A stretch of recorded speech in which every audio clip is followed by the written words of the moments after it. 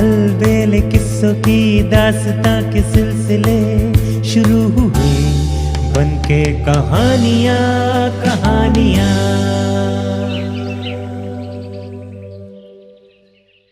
आइए सुनते हैं सिंहासन 32 में से 29वीं पुतली की कहानी।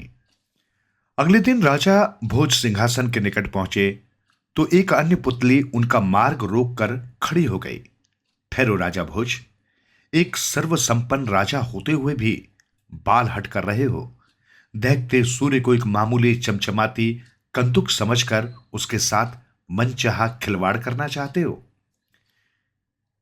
ये सिंहासन इंद्र देवता की धरोहर है, राजा विक्रमादित्य के पास थी और हम सब पुतलियां उनकी दासियां हैं। पहले अपने अंदर उन गुणों को तलाश करो जो राजा विक्रमादित्य के अंदर थे, लेकिन वे गुण तुम में नहीं हैं। इसलिए मैं तुम्हें एक कथा सुनाती हूं, जरा ध्यान से सुनो। उसके पश्चात निर्णय लेना कि तुम सिंहासन पर बैठने के काबिल हो या नहीं। यह कहकर पुतली ने राजा विक्रमादित्य से संबंधित कथा इस प्रकार सुनाई। राजा विक्रमादित्य के राज्यकाल में उज्जैन नगरी विद्वानों और ज्ञानी लोगों का केंद्र थी। राजा विक्रमादित्य विद्वानों का बड़ा सम्मान करते थे। एक दिन वे वन में ध्यान लगाने पहुंचे तो देखा दो प्रकांड पंडित आपस में बातें करते वन के रास्ते से गुजर रहे हैं। राजा ने सोचा उनकी बातें सुननी चाहिए। उन्होंने अदृश्य होने वाला तिलक घिसकर माथे पर लगाया और क्षण भर में ही अदृश्य हो गए। अब वे उन दोनों पंडितों की बातें सुन सकते थे, पंडित उन्हें नहीं देख सकते थे।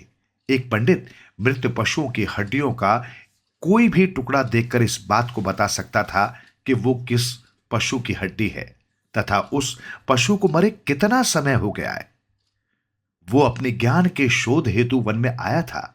उसने बड़े गर्व से अपने साथी पंडित से एक मृत पशु की हड्डी देखकर बताया, ये मृग की हड्डी है। जिस मृग की ये हड्डी है उसे शरीर छोड़े हुए 4 वर्ष हो चुके हैं। पता नहीं तुम सच कह रहे हो या झूठ, दूसरे पंडित ने कहा। उस मृत हिरण को बुलाकर पूछा तो नहीं जा सकता कि तुम्हारी हड्डी है और तुम्हें मरे हुए 4 साल हो चुके हैं या नहीं। तुम मेरे ज्ञान को ललकार रहे हो। मेरा ज्ञान तुम्हारे लिए काला अक्षर भैंस बराबर है, दूसरे पंडित ने बुरा मुंह बनाकर कहा। हो सकता है तुम्हारा कथन सत्य हो, पर ज्ञान ऐसा होना चाहिए जो प्रत्येक की समझ में आ जाने वाला हो और उसका प्रत्यक्ष प्रमाण दिखाया जा सके। जरा अपने ज्ञान की कसौटी पर घिसकर तो दिखाओ, दूसरे पंडित ने धीमे स्वर में कहा। ओ, पहला पंडित बोला, इसमें क्या कठिनाई है। मैं ठहरा ज्योतिष विद्या का ज्ञाता। किसी भी व्यक्ति के हाथ और पांव की रेखाएं देखकर उसके भूत, वर्तमान और भविष्य का हाल बता सकता हूं। मेरे वर्तमान और भूत को तुम जानते हो और भविष्य अंधेरे में छिपा हुआ है, अतः उस पर विश्वास मैं कर नहीं सकता। मेरे भूत और वर्तमान को जानने के कारण तुम्हारा ज्ञान मेरे ऊपर प्रभावी होने वाला नहीं, और नहीं मैं उसे प्रभावी करने का इरादा ही रखता हूं। पहला पंडित बोला। पद चिन्हों में कमल की आकृति उसे नजर आई थी। उन पद चिन्हों को देखकर ज्योतिष विद्या के जानकार को अपने ज्ञान का सागर अपने साथी को दिखाने का अच्छा सो अवसर हाथ लगता दिखाई दिया और वो बोला, इन पद चिन्हों को देख रहे हो? हाँ हाँ, किसी मनुष्य के हैं, किसी साधारण मनुष्य के नहीं है। ज्योतिषी बोला, मेरे ज्योतिष ज्ञान के अनुसार ये पद चिन्ह किसी राजा के होने चाहिए। हो ना हो, कोई राजा अभी नंगे पांव चलकर गया है। ये पद चिन्ह उसी के हैं। उसने अपने साथी को साथ लिया और उन पद चिन्हों का अनुसरण करता हुआ आगे बढ़ने लगा। काफी दूर आगे जाने पर उसे एक लकड़हारा मिला जो एक पेड़ के नीचे बैठा विश्राम कर रहा था। उसके समीप ही उसके द्वारा काटी गई लकड़ियां बिखरी पड़ी थी। ज्योतिष ज्ञानी ने लकड़हारे के समीप पहुंचकर पूछा, क्यों भाई, तुम यहां कब से काम कर रहे हो? क्या तुमने इधर से किसी मनुष्य को जाते हुए देखा है? मैं तो यहां दिन निकलने से पहले ही पहुंच गया था। आदमी तो क्या, मैंने तो किसी पशु को भी यहां से गुजरते नहीं देखा, लकड़हारे ने जवाब दिया। लकड़हारे की बात सुनकर ज्योतिषी ज्ञानी सोच में पड़ गया। फिर कुछ विचार करके उसने लकड़हारे से कहा, अच्छा भैया, जरा अपने पांव तो दिखाओ। क्यों, किस उद्देश्य से? लकड़हारे ने आश्चर्य के साथ पूछा। मैं ज्योतिष विद्या का ज्ञानी हूं, तुम्हारी ज्योतिष विद्या से मुझे क्या लेना देना? लकड़हारे ने कहा, मैं अपने अतीत को स्मरण रखना नहीं चाहता, वर्तमान से संतुष्ट हूं और भविष्य की मुझे किसी प्रकार की चिंता नहीं। कृपया अपने ज्योतिष ज्ञान से किसी और को प्रभावित करें। अरे भाई, मेरी बात समझने की चेष्टा करो। उधर उसने कुछ दूरी पर स्पष्ट नजर आ रहे पद चिन्हों की ओर संकेत करके कहा, मैं उनके विषय में निश्चित होना चाहता हूं कि वे तुम्हारे पैरों के पद चिन्ह हैं या किसी और के। ज्योतिष ज्ञानी के आग्रह पर लकड़हारे ने अपने पांव दिखाए। उसके पांव के नीचे कमल की आकृति बनी हुई थी। ये देखकर ज्योतिषी बहुत चकित हुआ और सोचने लगा, ऐसा कैसे हो सकता है? ज्योतिष ज्ञान के हिसाब से तो ऐसे पांव राजा के होने चाहिए। ज्योतिष ज्ञानी के मित्र ने भी लकड़हारे के पैर में बनी कमल आकृति को देखा और इस बात से संतुष्ट हुआ कि पद चिन्ह के आधार पर उसके ज्योतिष ज्ञानी मित्र ने वैसा पांव ढूंढ लिया। उसने कहा, अब तुम इस बात को साबित करके दिखाओ कि यह कमल आकृति वाला पांव किसी राजा का ही है। ज्योतिष ज्ञानी बुरी तरह चकरा गया। वो अपना सिर खुजलाता हुआ लकड़हारे से पूछ बैठा, तुम रहते कहां हो? मैं उज्जैन नगरी में रहता हूं। तुम ये लकड़ी काटने का काम कितने समय से कर रहे हो? जब से होश संभाला है तब से यही काम करता आ रहा हूं, लकड़हारे ने उत्तर दिया। अब ज्योतिष ज्ञानी और भी परेशान हो उठा। उसने उसे टटोलने वाले भाव से देखा और प्रश्न किया, ये तो बड़े परिश्रम का काम है, तुम्हें तो बहुत कष्ट होता होगा ये काम करने में। वो इस बात को भी सोच रहा था कि लकड़हारा कहीं अपना वास्तविक परिचय छुपा तो नहीं रहा है, कहीं ये किसी राज्य का राजा तो नहीं और वेश बदलकर यहां बैठा है।